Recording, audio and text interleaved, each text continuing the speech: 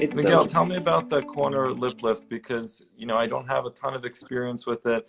I'm hesitant to do it because I feel like the incision is in such an obvious place. I know some people are making incisions internally, but I think that the most that doesn't work. complete Yeah, way. that doesn't work. The internal incision doesn't work. But I just feel like if this doesn't heal perfectly on the vermilion, it's just Yeah, no, such and an that's obvious thing, and and you so can't I mean, laser it well. And like I said, I do a ton of lip lifts, so I have more people coming through the door for this stuff than a lot of people see in their careers, and I don't do a lot of corners, for that same reason. And so that's why I pick the facelift. I pick the lip lifts. I yeah, pick them and I tell them like, hey, listen, I think you may need a different kind of medialized corner lift. And so when I talk about corners, or when I talk about the corner lift, when people talk, there's 4 different types of corner lift. And this is important for people to know. Traditional corner lift literally just takes a frown and turns it upside down. It's what's called a smile lift or a smirk lift if you look in Russia, Turkey, where they're really, really big. I rarely do that. Then there is for patients that have the inner part of the outside out here that's rolled in. So their lip looks fine, this rolls in, commissures are flat. And they'll tell me they need a corner lift to bring the corners up. They don't. What they need is what's called a medialized corner lift or vermilion exposure. So then I'll make an incision right on the vermilion border that ends right at the commissure. And there's different angles that I'll use depending on their anatomy to kind of angle that corner and have it look supernatural.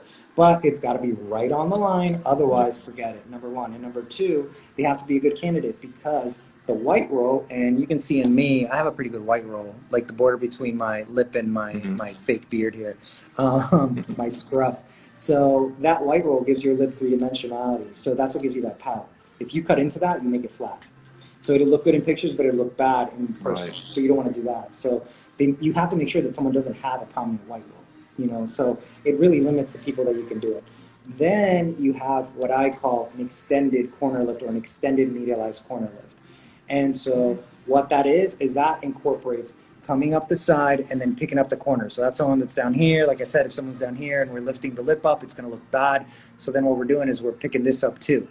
And then when we're doing that, there's 2 options.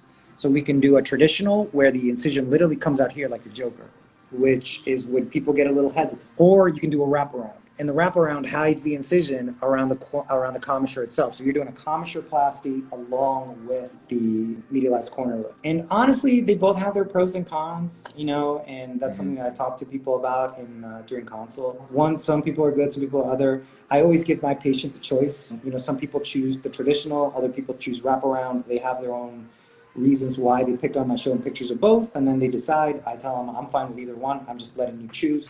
Just understand, there's rights and wrongs with each one. And then as long as you put it in the right place, it fades away pretty nicely. Now, it's got to be the right skin. You can't take too much. So there's a couple different reasons why you would choose one versus the other, how much you do, and which one of those cases. So those cases that I talked about, the one that's got the high arch center and this coming down, or the patient's got the downturned corners and you're doing a lip lift and this at the same time. There's a lot of planning that goes on, and then there's also, you got to take a look at the whole facial structure, width of the cheeks, hairline, labiomental distance, the structure of their lower lip. So there's a lot of things that come into play, and that's where it gets a little jazzy, and you kind of have to know what you're doing a little bit there. Do you ever find that any of those patients with that kind of frowny appearance are maybe better served with like a mid-face lift and like a full-on facelift where the It'll sag help. the commissure? It'll help, but it's not gonna address it. The only way that you're ever gonna lift something from back here, and I do a deep plane, the only time you're ever gonna address something from back here that's all the way over here is if you pull so hard and tight that it changes the structure of the midface and takes that malar fat pad and puts it way high up.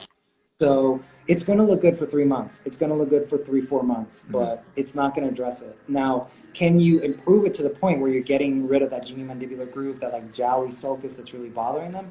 Yeah, absolutely. Because when you're doing deep plane, if you take your thumb at the entrance of the deep plane, right at the angle of the mandible, you're literally putting that up by the tragus, right here by the middle of the ear. So that comes up significantly. So it tightens up that jawline really, really nicely. And then can you get away with just doing like a little bit of neuromodulator here? Absolutely. So whenever I'm doing a facelift and a lip lift, usually, and patients ask me if they want a corner, I always tell them, let's wait.